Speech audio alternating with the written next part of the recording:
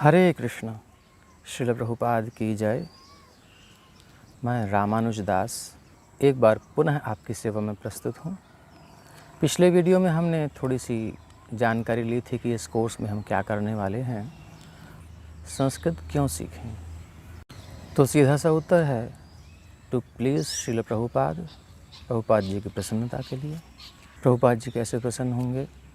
प्रभुपाद जी ने कहा है, that is our philosophy, everything perfect for Krishna. यही हमारी फ़िलासफ़ी है कि सब कुछ श्री कृष्ण के लिए हमें परफेक्ट करना है, बिल्कुल सही करना है, प्रयास करना है। और प्रभुपाद जी के साथ साथ हमें अपने प्रीवियस आचार्य, जो हमारे परंपरा के आचार्य हैं, जैसे कि श्रील भक्ति सिद्धांत सरस्वती ठाकुर, श्री बलदेव विद्याभूषण, श्री विश्वनाथ चक्रवर्ती ठाकुर, श्रीपद भक्ति विनोद ठाकुर, ये सब आचार्य, इन्होंने हमको ज्ञान प्रदान किया है। तो यदि हम इनको प्रसन्न करना चाहते हैं तो हमें संस्कृत को सीखना चाहिए और शास्त्रों के प्रति, हरिनाम के प्रति सेवा भाव को बढ़ाने के लिए हमें संस्कृत सीखना चाहिए। और साथ ही इस्कॉन में शुद्ध उच्चारण की एक परंपरा हमारे द्वारा चले, शुद्ध उच्चारण की एक परंपरा चलाने के लिए हमें संस्कृत सीखना चाहिए। क्योंकि यदि हम संस्कृत का शुद्ध उच्चारण करने के प्रति ध्यान नहीं देंगे तो धीरे धीरे क्या होगा, सभी अशुद्ध उच्चारण करने लगेंगे। क्योंकि प्रचारक सारे अशुद्ध उच्चारण करेंगे तो धीरे धीरे श्रोता भी अशुद्ध उच्चारण ही करेंगे। तो इसलिए भगवान भी गीता में कहते हैं, एवं परंपरा प्राप्तम इमं राजर्षयो विदुः स काले नेह महता योगो नष्टः परंतप। तो भगवान भी जो ज्ञान प्रदान कर रहे हैं वो खंडित ना हो जाए, इसकी चिंता कर रहे हैं। इसलिए परंपरा में बार बार भगवान अवतार लेते हैं अथवा किसी शक्ति संपन्न वैष्णव को भेजते हैं जो धारा को परिवर्तित करता है, जो सही लाइन में, जो धारा को सही लाइन में लाता है।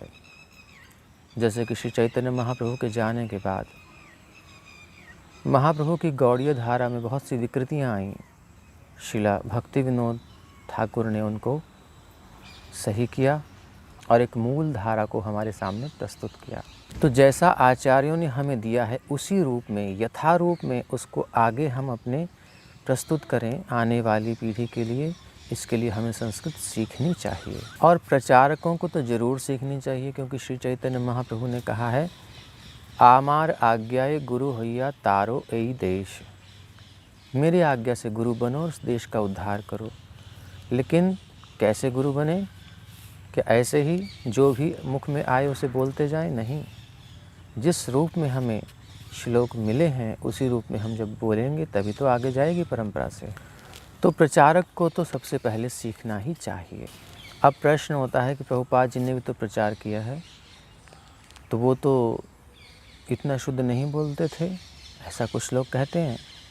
जैसे प्रभुपाद जी यज्ञ को यज्ञ कहते हैं, यज्ञ, और परीक्षित को परीक्षित कहते हैं। तो भाई प्रभुपाद जी का जो शरीर है वो बंगाली है, तो बंगाली एक्सेंट है उनका, इस कारण से थोड़ा सा अंतर है। और प्रभुपाद जी कभी नहीं चाहते थे कि सब लोग उनकी नकल करें, उनकी मतलब उनकी बंगाली की नकल करें। क्योंकि यदि हम उनकी बंगाली की नकल करेंगे तो ये तो अनावश्यक है, अस्वाभाविक है। हमें मूल संस्कृत का जो आधार है उसको पकड़ना पड़ेगा। पाणिनीय व्याकरण के अनुसार संस्कृत के जो वर्ण का उच्चारण स्थान है उनको हमें जानना पड़ेगा और उसके अनुसार हमें उच्चारण करने का प्रयास करना चाहिए। एज़ क्लोज एज़ पॉसिबल, जितना भी हम हो सके उसके निकट जा सकें उतना हमें प्रयास करना है अपनी तरफ से। अब अलग अलग भाषा का अलग अलग भेद होता है। गुजराती में कृष्ण हो जाता है कृष्ण को, और अलग अलग जगह बंगाल में कृष्णो हो जाता है कृष्ण को, और हिंदी में और इंग्लिश में कृष्णा, हरे कृष्णा। तो ये सब थोड़ा सा विकृतियाँ आ जाती हैं।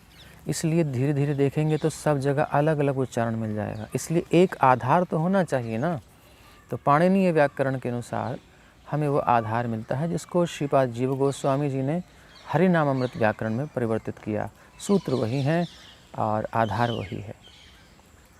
तो हम महर्षि पाणिनि के आधार पर संस्कृत के वर्णों का जो उच्चारण स्थान है उसको आधार मानते हुए उच्चारण करना सीखेंगे। सावधान, वैष्णवों में त्रुटियां निकालने के लिए नहीं सीखना, इससे तो महत अपराध हो जाएगा। हाँ, वैष्णव जनों के अंदर यदि कुछ त्रुटियां हैं, उनको उनके हित के लिए हम विनम्रतापूर्वक, यदि हमारा अधिकार है तो उन्हें बता सकते हैं। सीनियर डिवोटीज़ की तो कोई बात ही नहीं कहनी, लेकिन जो हम जिनको प्रीचिंग कर रहे हैं उनको तो हम सिखा सकते हैं। अच्छा, शुद्ध उच्चारण क्यों ज़रूरी है ये बताइए।